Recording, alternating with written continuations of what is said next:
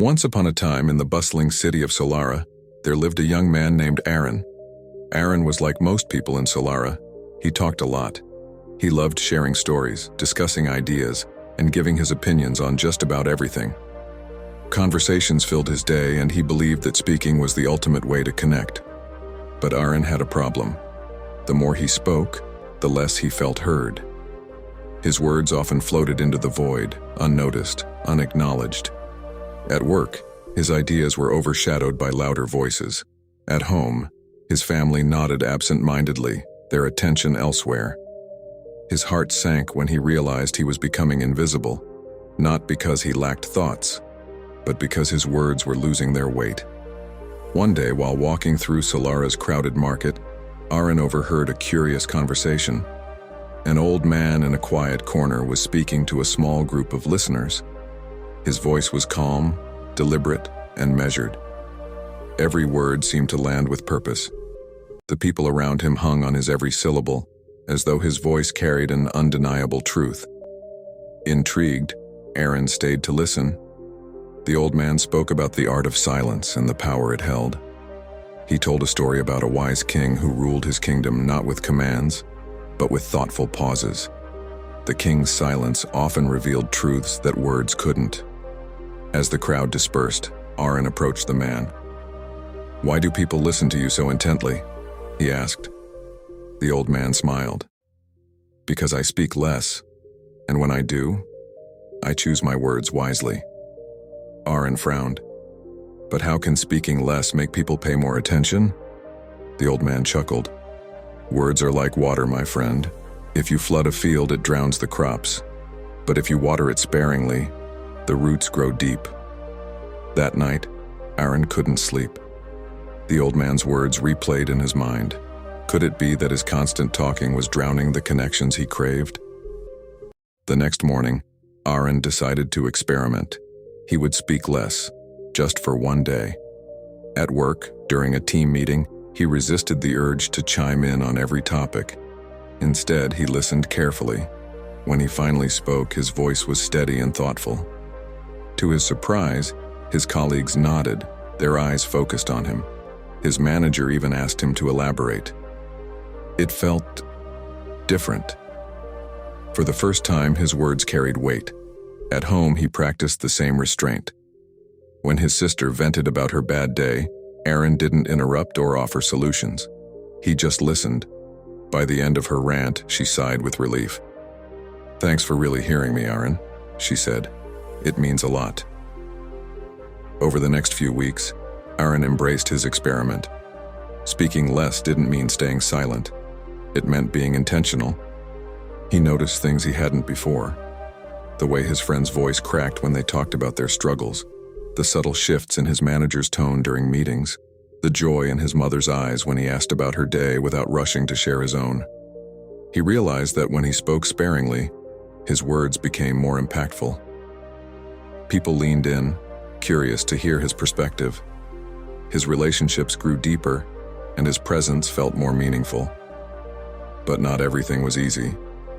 There were moments of discomfort, pauses that felt too long, silences that begged to be filled. At first, he struggled. Silence felt unnatural, like an itch he couldn't scratch. Yet over time, he grew to appreciate it. In those quiet moments, he found clarity. He discovered that silence wasn't empty. It was full of potential. One day, as Aaron walked through Solara's park, he noticed a young woman sitting alone on a bench, her face clouded with worry. Normally, Aaron might have walked by, but something urged him to pause. "Are you okay?" he asked gently.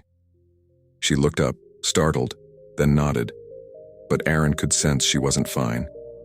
Instead of pressing her, he sat down beside her and waited, letting the silence speak for him. After a while, she began to talk. Her words tumbled out, about a lost job, a distant family, a life that felt overwhelming. Aaron listened, offering only the occasional nod or murmur of understanding. When she finished, she wiped her eyes and smiled weakly. "Thank you," she said. "I didn't think I needed to talk, but I guess I did." Aaron smiled back. Sometimes all we need is someone to listen. As weeks turned into months, Aaron's life transformed. Speaking less allowed him to connect more, with others, with himself, and with the world around him. He realized that silence wasn't just the absence of words, it was a language of its own. It invited reflection, fostered understanding, and nurtured authenticity. The old man in the market had been right. Words, like water, were most powerful when used sparingly. One day, Aaron returned to the market, hoping to find the old man again. To his surprise, the corner was empty, but a small handwritten note was pinned to the wall. It read, "The fewer words you speak, the louder your soul is heard." Aaron smiled.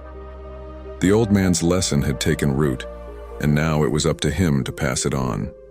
Not through endless words, but through mindful silence and intentional speech. As Aaron walked home, he noticed the world around him in a way he hadn't before. The rustling of leaves, the laughter of children, the distant hum of the city. It all felt vibrant, alive. By speaking less, he had made space for these sounds, these moments. And in that space, he found peace. From that day forward, Aaron lived by a simple mantra: speak less, listen more, and let silence be your ally. And in doing so, he discovered the true power of connection, not in the words he spoke, but in the presence he offered. And so, dear listener, the next time you find yourself filling the air with words, pause. Ask yourself, do these words need to be said? Will they bring value, or will silence speak louder? For in the quiet, you may find the answers you seek and the connections you crave. Aaron's journey is a reminder for all of us. Sometimes the most powerful words are the ones we choose not to say.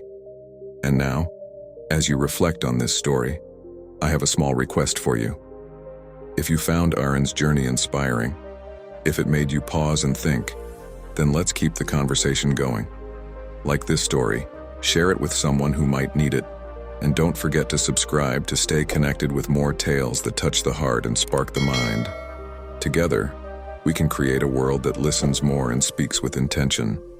Thank you for being part of this journey. Until next time, let your silence speak volumes.